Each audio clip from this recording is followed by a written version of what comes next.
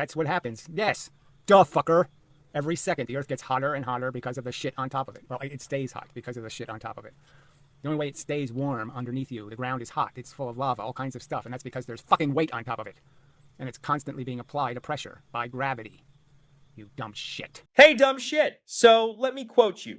The only way it stays warm underneath you, the lava, is because there is weight on top of the Earth. So, according to him, the weight of everything on the surface, rocks, oceans, buildings, etc., constantly pushes downward.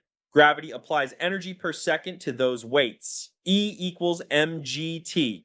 That energy supposedly flows into the Earth as heat. This heat keeps the interior molten, and the Earth radiates that energy back into space. Every second, the Earth receives more and more energy because of this mass. So if that mass stays there for 1 million years, it will have delivered millions and millions of joules of energy. And it's excreting millions and millions of joules of energy every second. It's leaving the Earth, okay? So again... Okay, I didn't got this the previous time. Now I understand that, according to you, the energy that constantly flows into the Earth is not actually stored in the Earth, but it radiates out back into space.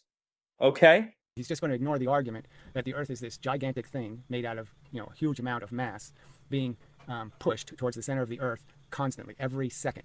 My own body weight could be 75 joules worth of energy being pushed into the Earth. So you can just imagine what all the rest of the shit on the surface of the Earth is pushing and how much energy that actually is. And yes, all of that energy will eventually go back into space. But the fact is there's a delay between when I go in and when that energy will come out. Okay, no problem. Let's calculate how much energy the Earth receives every second due to all the masses resting on top of the Earth according to your formula. So we are talking about the oceans, continental crust, the atmosphere, all life on Earth, biomass, all human-made objects, cars, buildings, etc., and all the humans themselves. Here are the estimated number of those masses. Now, if we add all of those together, we come to a total mass of 2.74 times 10 to the 22nd power kilograms. So now let's apply this mass into the equation E equals mgt. Energy equals 2.74 times 10 to the 22nd power kilograms times 9.8 times 1 second, and that equals 2.7 times 10 to the 23rd power joules per second, or watts. This means that every second the entire surface of the Earth is pumping 2.7 times 10 to the 23rd power worth of energy straight into the Earth. That number is fucking astronomically large. So now, according to Gary, that huge amount of energy will eventually also radiate back into space. However, scientists have actually measured how much heat is actually being released from the Earth. So let's first discuss this. Where the Earth's heat really comes from, geophysicists have measured and modeled the Earth's internal heat in detail. There are three main contributors: radioactive decay, which produces 20 to 40 terawatts of power. This is caused by uranium-238, thorium-232, and potassium-40 decay in the crust and mantle, releasing heat. Then we have primordial heat producing about 5 terawatts of power. This is leftover heat from the planet's formation, gravitational compression billions of years ago. And lastly, there is tidal friction, which produces about 0.01 terawatts. And this is caused by the slight deformation from the moon's pull. So the total power is 47 terawatts, measured directly via geothermal heat flux through the crust. This matches the observed average of 0.09 watts per square meter coming out of the Earth's surface. How we know this is true? Actual data. Boreholes and mines. We can measure how fast temperature rises with depth. It's about 25 to 30 degrees Celsius per kilometer on average. Geoneutrino detectors. Camland Borexino. Detect antineutrinos from radioactive decay in the mantle. Confirms approximately 20 to 40 terawatts of heat from radioactivity. Satellite infrared data.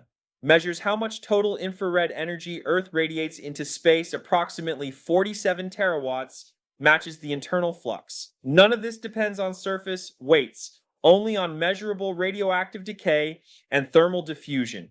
So now we know, by actual measurements and real evidence, how much heat the Earth is releasing every second.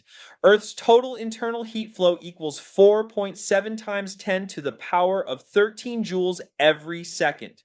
How big is that in physical effect? That heat slowly leaks out through the crust. average approximately 0.09 watts per square meter. That's less than the warmth of a human hand. So it's tiny per square meter, but integrated over Earth's whole surface, it adds up to 47 terawatts total. Now let's remember that according to Gary, the total amount of energy input every second caused by all the weight on top of the Earth is 2.7 times 10 to the power of the 23 power of joules per second. That is 10 fucking billion times more energy than the measured geothermal heat flow. So the amount of heat that is released from the Earth definitely does not compensate for the energy it receives from the surface. If that much energy were actually entering the Earth each second, it would boil away the oceans in about 4 hours. The crust would melt in minutes. The planet would glow white hot like a star. In short, Gary's formula predicts a power input so absurdly huge that it would destroy the Earth almost instantly, yet we live on a stable, cool planet. Therefore, the assumption that static weight injects continuous energy is physically false. Bullshit argument that there's some sort of storage. There's no storage. It reaches its thermodynamic maximum, and that's it. And it stays that temperature. So like any fire, it has to be refueled. And every second, it has to be refueled. It can't stay that temperature unless it keeps being refueled. You can't understand that a fire needs to be refueled, that you can't have a perpetual flame without having a perpetual source of energy. You fucking idiot. Hey, fucking idiot, sorry to tear apart your fantasy. The internal heat of the Earth is not constantly being refueled because of the weight on top of the surface of the Earth. So let's explain once again what really keeps the Earth warm inside. Scientists have measured and modeled this very precisely. The internal heat of the Earth comes from 3 main sources: radioactive decay, primordial heat, and tidal friction, as I have said before. Total, approximately 47 terawatts, measured geothermally. That's all. No new fuel is being added from the weight of rocks above. The sun does provide huge energy, but to the surface, not the interior. The sun delivers approximately 173,000 terawatts of power to Earth's surface. Most of this is absorbed by the atmosphere and ground, driving weather, ocean currents, and surface warmth, not the deep interior. The sunlight energy is radiated back to space as infrared radiation. It doesn't seep down kilometers deep to heat the molten mantle. So, the sun keeps the surface warm, but radioactivity keeps the interior hot. The moon adds a tiny bit. The moon's gravity flexes the Earth, especially oceans. This tidal friction produces about 0.01 terawatt of heat, minuscule compared to internal radioactivity. Why Gary's weights fuel the Earth idea fails. If weights pressing down added energy each second, as he claims using E equals mgt, then every kilogram sitting on Earth would inject 9.8 joules each second. That's astronomically larger than 47 terawatts. It would boil the oceans and melt the crust within hours.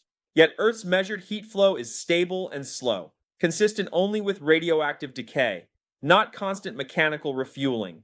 And crucially, a static weight doesn't do work. No motion, no work, no energy transfer. The stress in the ground is constant, not an energy flow.